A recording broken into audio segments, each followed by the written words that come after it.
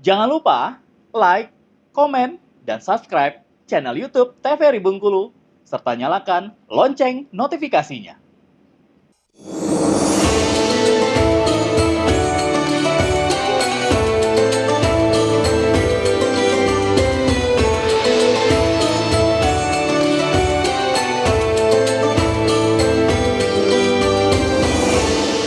Nah, pemirsa, terima kasih Anda masih bersama kami dalam Mutiara Kolbu dengan tema kita kali ini membahas mengenai kekuatan zikir. Masih bersama dengan saya Ustadz Masyuri dan juga ibu-ibu dari Majelis Taklim An-Naba.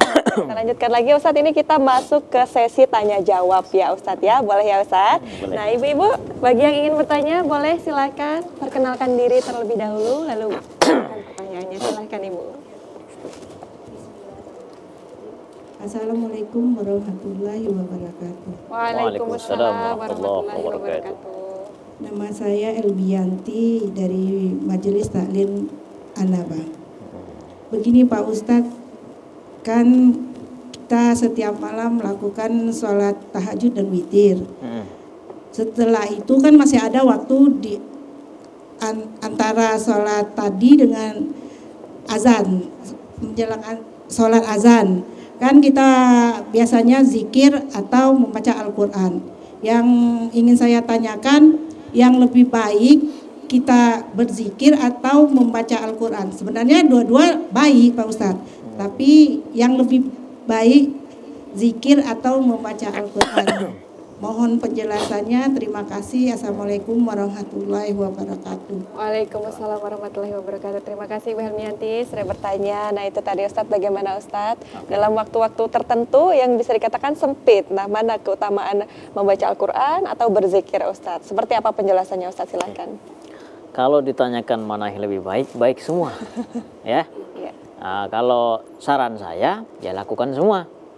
Itu misal ya. Dikirnya seperti biasa, misalnya tasbihnya 33, ya, tahmid 33, takbir 33. Nah, nggak nyampe itu 10 menit itu. Taruhlah 5 menit. Maka kalau ingin zikir untuk baca Al-Quran 5 menitnya baca Al-Quran. Jadi dapat semuanya. Ya, baca Al-Qurannya dapat, zikirnya dapat juga, tasbih. Itu sama sebenarnya, itu sama-sama zikir. Hanya beda bentuk aja. Bentuk zikir yang tasbih, tahmid, takbir, atau kalimat yang lainnya, dan Al-Quran. Jadi dua-duanya dapat. Cuman kalau lebih ininya ya Al-Quran. Ya, maksud saya biar dapat semuanya double. Nah, pahalanya kan jadi double. Nah, gitu.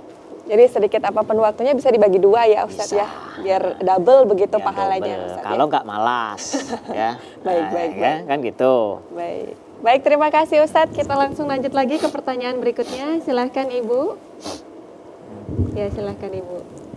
Baik, terima kasih. Assalamualaikum warahmatullahi wabarakatuh. Waalaikumsalam warahmatullahi wabarakatuh. Perkenalkan, nama saya Sirastuti dari Majelis Taklim An-Naba ya Mbak. Ya, dari An-Naba. Begini Pak Ustadz, dari penjelasan Pak Ustadz tadi saya memang benar-benar tertarik dengan kekuatan zikir yang bisa mengalahkan kekuatan dari semuanya ya Ustadz.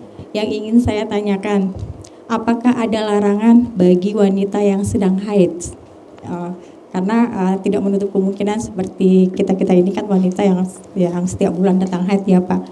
Nah, apakah yang pertama itu apakah sebelum tidur apakah boleh berwudu, dan sebelum tidur itu juga apakah boleh berzikir? Karena udah kebiasaan kita sebelum tidur itu kita berwudu, terus kita sebelum naik ke tempat tidur kita berzikir.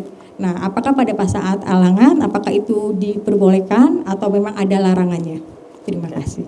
Baik, terima kasih Bu Sri sudah bertanya. Itu tadi Ustadz, bagaimana Ustadz ini pada saat haid, Ustadz kemudian ketika ingin tidur, ambil wudhu, berzikir. Itu seperti apa Ustadz? Jadi begini, memang secara fikihnya memang tidak boleh membaca Al-Quran ya, zikir kan. Cuman ini pengecualian.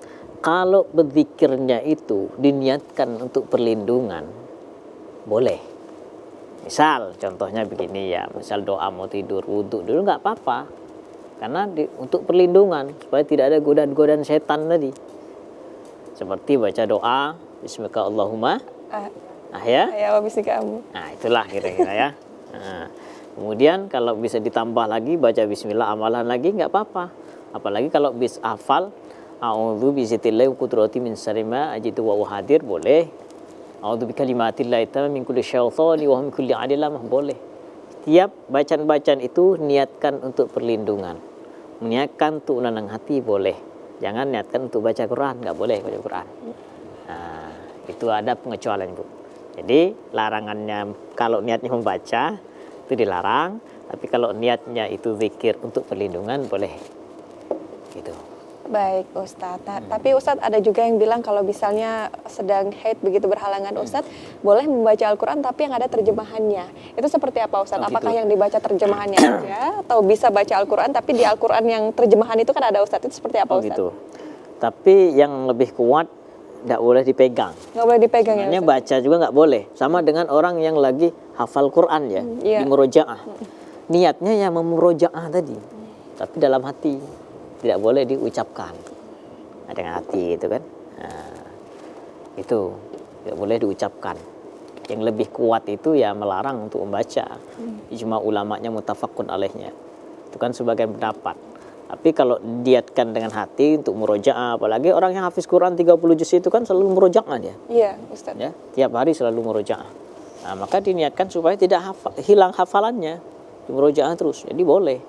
Yang penting jangan diucapkan, dilafadzkan. Itu kalau haid ya Bu ya.